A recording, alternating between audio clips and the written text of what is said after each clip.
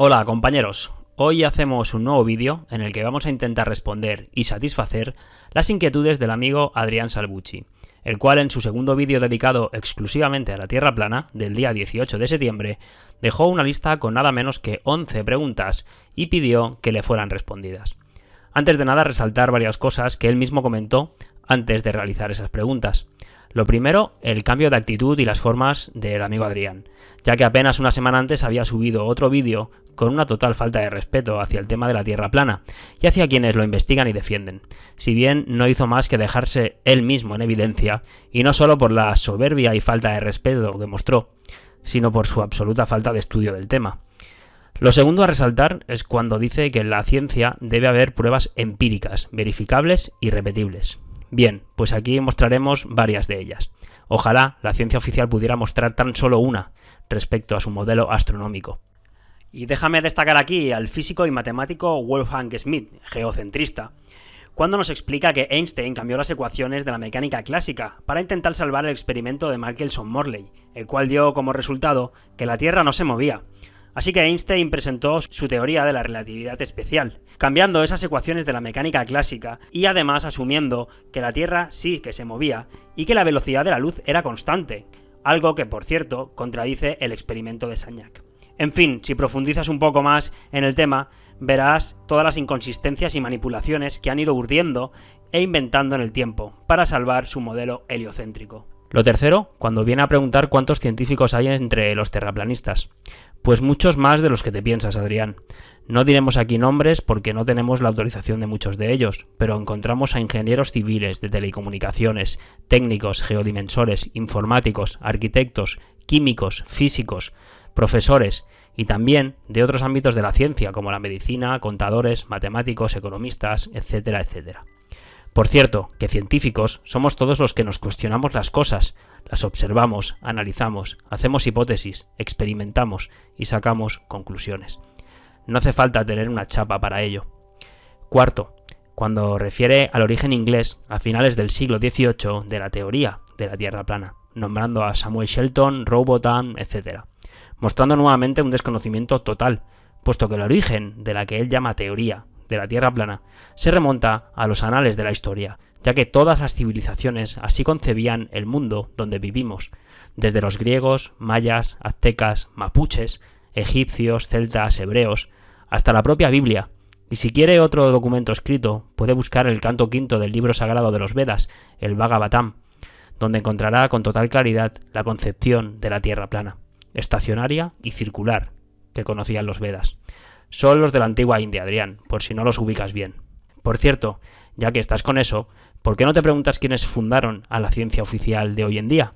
Acabarás precisamente allí, en Inglaterra, con la Royal Society de Londres repleta de masones, que después crearon todas las sociedades internacionales con las que hoy nos dirigen, esclavizan y adoctrinan, como la UNESCO o la ONU, entre muchas otras. Conocerás seguro a los Huxley o a Elias Ashmole, así como tantos otros jesuitas, que ya venían construyendo el modelo heliocéntrico años atrás, como por ejemplo Galileo Galilei, director de la primera universidad pontificia del Vaticano, y muy amigo personal del Papa de aquella época.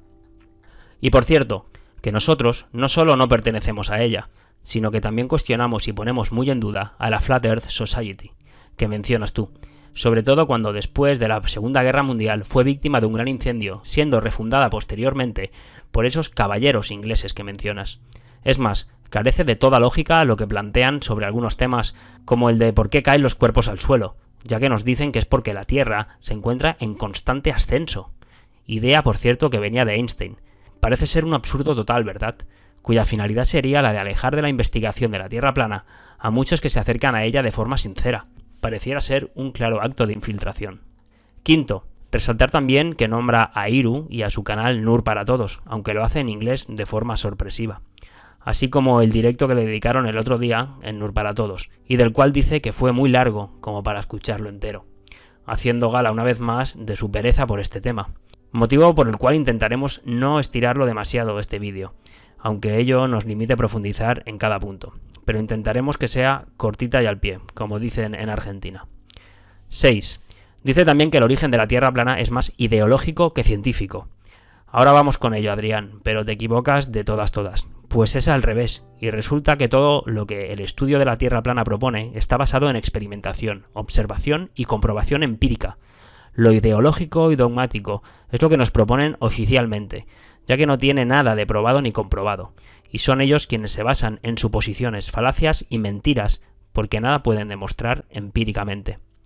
No solo no existe experimento a ninguna escala ni laboratorio que replique el modelo oficial con el que nos adoctrinan, desde una atracción de masas, pasando por una traslación de cuerpos, ni mostrar el agua pegada al exterior de su contenedor esférico, ni hablar de un experimento que demuestre mecánicamente que la Tierra se mueve, etcétera, etcétera.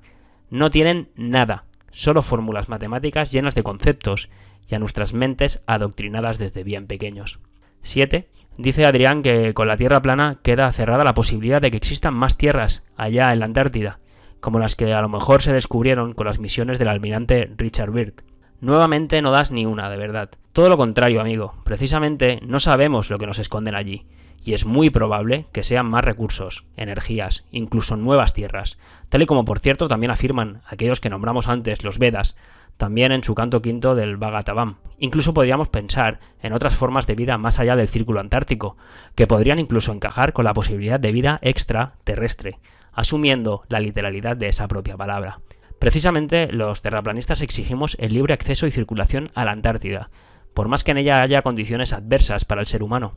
Exigimos la libertad en mayúsculas de vivir y caminar por donde queramos en nuestra creación. Igual que exigimos la libertad de una ciencia que tienen secuestrada en muchas ocasiones, sobre todo en lo astronómico. Y exigimos el acceso a la energía infinita que vislumbró Nikola Tesla, así como la libertad de opinión y pensamiento y su divulgación sin ser molestados por ello, menos aún que se nos aplique la censura y otras acciones que denotan no solo el miedo que genera este tema, sino también el carácter autoritario y totalitarista de este sistema. Porque esta es la única forma de suprimir o matar toda la magia que ocurre, aquellos que creen en la Tierra plana o cosas como eso. Precisamente es la esfera la que te crea una prisión mental y una idea de que no hay más tierras, de que la Tierra es finita en su forma esférica, de que está todo descubierto en ella, que tan solo hay un pedazo de hielo allí en la Antártida. Una actitud bastante vaga, si me lo permites, pidiendo a la gente que responda a esos cuestionamientos que tú planteas, en vez de hacer tú mismo un mínimo de trabajo de investigación, y más aún por lo enriquecedor que ello resulta para uno cuando lo hace por sí mismo, y se le van cayendo una tras otra las fichas, al ir comprendiendo la realidad en la que vivimos y darse cuenta que está todo relacionado y es holístico, y el por qué lo han hecho. Sea como sea, y ya que hemos visto en Adrián un gran cambio de actitud muy positiva en las formas, vamos a intentar darle una respuesta a sus inquietudes según nosotros lo entendemos, y sin extendernos mucho, ya que también nos sirve como base para hacer un vídeo para cualquiera que se inicie en esta investigación. Así que gracias, Adrián, y vamos a ello. Punto 1. ¿Qué es la gravedad?, preguntas. Su definición dice así: fenómeno natural por el cual los objetos con masa son atraídos entre sí, efecto mayormente observable en la interacción entre los planetas, galaxias y demás objetos del universo. ¿Sabes por qué la propia definición dice que es mayormente observable en el supuesto universo? Es simple. Primero porque allí no puede ir nadie a comprobar nada, pero sobre todo porque aquí en la Tierra no pueden demostrar que un cuerpo atraiga a otro simplemente por su masa. Lo mejor que tienen es un supuesto experimento que hizo Cavendish. Por cierto, investiga de dónde sale el susodicho. En 1798, con una balanza de torsión, cuyo resultado, a saber si fue manipulado, y del cual además podríamos hablar largo y tendido, supuesto aislamiento de la cámara y de los cuerpos, cargas estáticas, electromagnéticas, etc. De hecho, el peso es lo mismo que la fuerza, solo que variando la dirección del vector, es decir, masa por aceleración. Y aún así, te dejo un par de vídeos de supuestos científicos con chapa, donde dicen que no tienen ni idea de lo que es la gravedad, porque la podemos predecir y medir, pero a la hora de decir qué es, o por qué los objetos caen a 9,8 metros segundo al cuadrado, ni idea te dicen. Y es que aquí no discutimos la cinemática, sino la dinámica, las causas, si bien el tema de las supuestas constantes es más que controvertido también. Por cierto, te recomiendo el vídeo que hizo Lenny sobre la gravedad, en el canal de Iru está, Nur para todos, lo encontrarás. De trampas se hizo la ley y de mentiras la historia. Bueno, ¿Y por qué caen los objetos al suelo? Pues es sencillo entenderlo con la densidad. Ya Arquímedes parece ser que lo dejó explicado. Si un cuerpo es más denso que el medio en el que se encuentra, se va para abajo, y si es menos denso, más liviano, se va para arriba. Seguro que viste alguna vez un globo aerostático ascender cuando calientan el aire de su interior, o uno de helio, que es más liviano que el aire, irse también para arriba. Hay que tener muy presente que vivimos en un sistema cerrado, y el cual está lleno de aire, que a su vez es el medio en el que vivimos. Otra experimentación la tienes en una piscina de agua o en el mar, que son otros medios con una densidad distinta. Y ya sabes lo que pasa en ellos, que flotas, o te vas para abajo, pero a otra velocidad más lenta. Ah, sí, y la orientación de las cosas que caen al suelo. Pues entendiendo que vivimos en un sistema cerrado con presión atmosférica que nos empuja hacia abajo constantemente, con presión electromagnética, repleto de cargas estáticas, etc., allí puedes tener una respuesta empírica de la orientación, de por qué las cosas buscan el suelo, el negativo, la masa de la Tierra. Nuestra Tierra es negativa. Entonces, lo que el tipo dice es, yo le voy a poner la carga estática negativa, no al disco de abajo. Se lo voy a poner al disco de arriba, en lugar del disco de abajo. Y al disco de abajo voy a hacer que sea como el cielo. Dice, lo que hice fue, apliqué una energía, una carga negativa y una positiva, una a la de arriba la negativa y a la de abajo la positiva. Lo reversí. El negativo está arriba, el positivo abajo. Y se pegó al negativo. Como nosotros nos pegamos, entre comillas, acá en la Tierra. Obviamente, como se pega, perpendicular. Dice, ahora lo voy a descargar. Y observen lo que hace el papel cuando descargo. Descargué, pum, cae.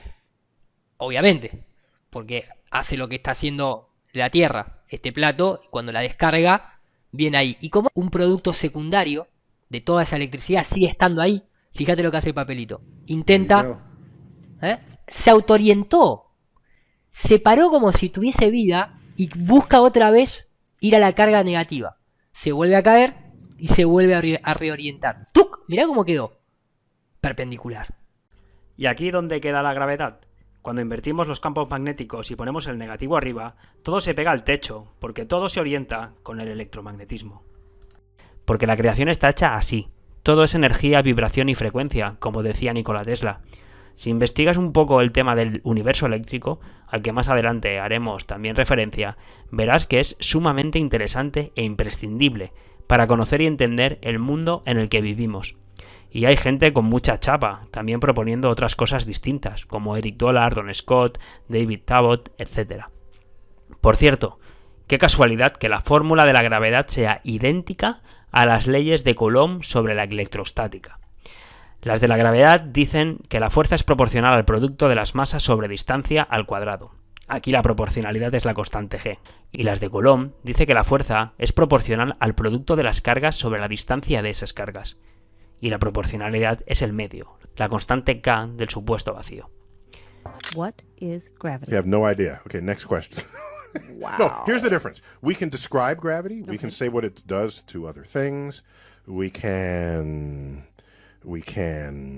measure it, predict with it. But when you start asking, like, what it is, I don't know. I hate to say this, but there's no such thing as the force of gravity. What? I wish I didn't know that. Sorry, say that again, Marcus. There's no such thing as the force of gravity. Well, explain that. Newton said that if an object falls, it's because there's a mysterious force called gravity pulling it down. But you know, Isaac Newton himself was not satisfied by that. Objects move because they're pushed, not pulled. So what is pushing this? Newton didn't know. So Newton simply threw his hands up and said, I don't know. So I'm going to invent something called gravitational pull. And said, I don't know. So I'm going to invent something called gravitational pull. We do know that Isaac Newton had access to certain mystical texts of the Kabbalah. 2. ¿Cómo se produce la noche y el día en la Tierra plana? Preguntas. Esta es muy de kinder, Adrián? Me cuesta creer hasta que la plantees. Pues mira, porque el Sol ni es tan grande ni está tan lejos como nos lo han explicado. Resulta que es más pequeño y cercano, que a su vez es como lo percibimos. así que ilumina la parte de la Tierra por la que está transitando. Seguro que sabes que la luz decae cuando atraviesa un medio. Eso quiere decir que va perdiendo potencia, más aún cuando se van alejando. Vamos, que con la luz encendida de la cocina no puedes iluminar tu habitación que quede al final del pasillo. ¿Y la noche? Pues la noche es la ausencia de luz del día, cae de maduro, así que en la zona que el sol no está iluminando, pues queda oscura. Por cierto, que todo esto es replicable en un laboratorio, incluso a nivel electromagnético con una fuente de luz cercana que circunnavega la Tierra, a diferencia del modelo de ciencia ficción impuesto, que nada puede replicar. 3. ¿Cómo explicamos las fases lunares? Ahora vamos, pero antes, ¿tú sabes qué es la Luna? Tú te crees lo que te dicen que es la Luna, pero no lo sabes, ni tú ni nadie. Lo primero que llama la atención con la Luna es que siempre veamos su misma cara, algo que, de nuevo, el electromagnetismo puede explicar cuando un cuerpo se ve afectado por dicha energía. Veamos un ejemplo rápido. Podría ser que la Luna imita luz propia, que de hecho hay experimentos empíricos que muestran que su luz es fría. Si fuera el reflejo de la luz cálida del Sol, esa luz de la Luna no podría enfriar. También hay vídeos al respecto. Podría ser que la Luna fuera cóncava y va rotando sobre sí misma. Podría ser que veamos tan solo la posición aparente de ese objeto llamado Luna, y el cual está más arriba, igual que podría estar ocurriendo con el Sol. Podría ser que el Sol cargue el material del que está hecha la Luna. ¿Quién sabe? Aunque todo esto son hipótesis en base a modelos empíricos que sí podemos recrear aquí en la Tierra. Pero la verdad es que nadie podemos llegar a la Luna y averiguarlo.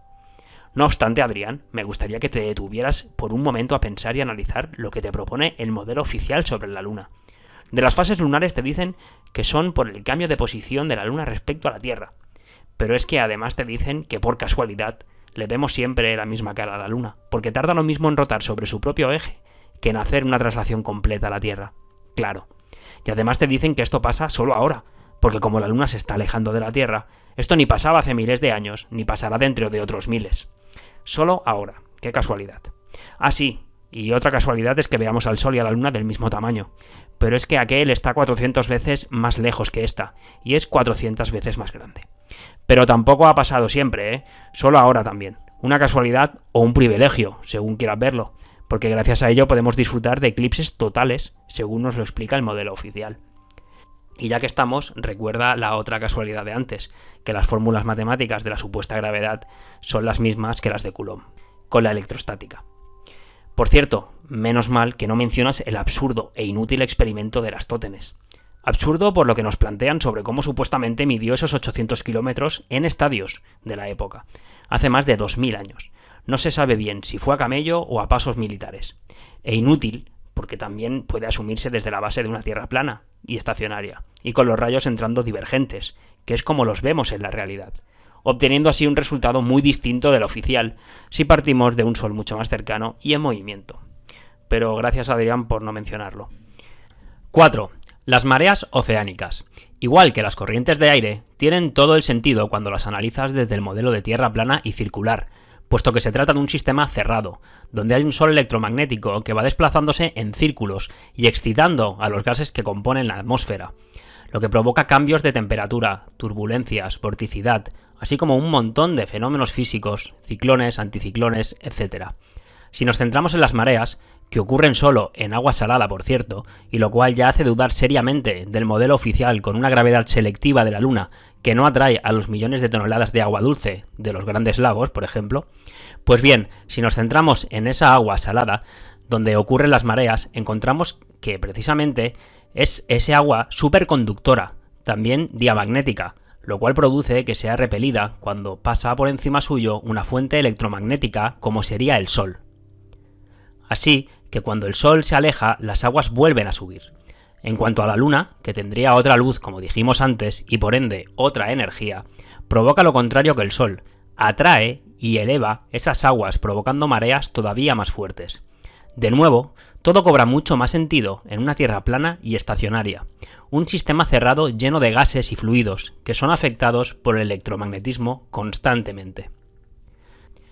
5. Las estaciones del año. Evidentemente son provocadas por el Sol, y aún más entendible por todo lo que aquí estamos explicando sobre el universo eléctrico. Es empírica la figura de analema que traza el Sol a lo largo de un año, cuando lo fotografiamos en el mismo lugar a la misma hora, todos los días. Obtenemos una figura de 8, que se ve invertida por perspectiva en el llamado, entre comillas, hemisferio sur. Lo mismo ocurre con las constelaciones del zodiaco, como después veremos, incluso con la propia luna.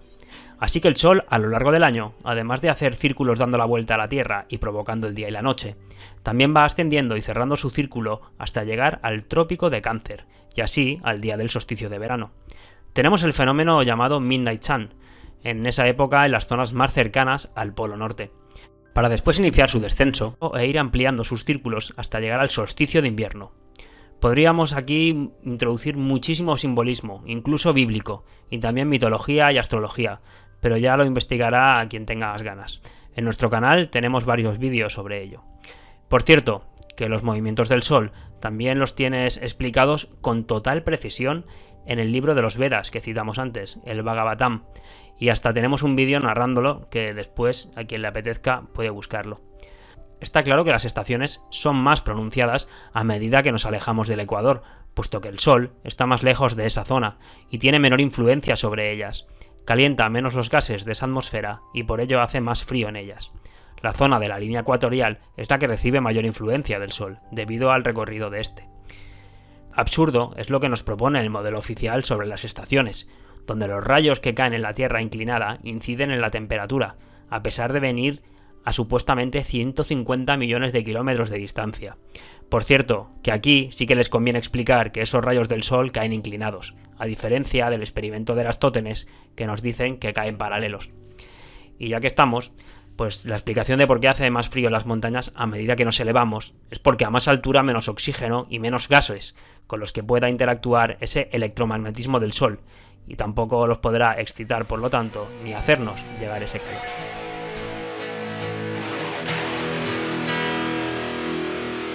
Voy a borrar todas tus mentiras, suficientes comimos ya. Te veo venir de lejos ya.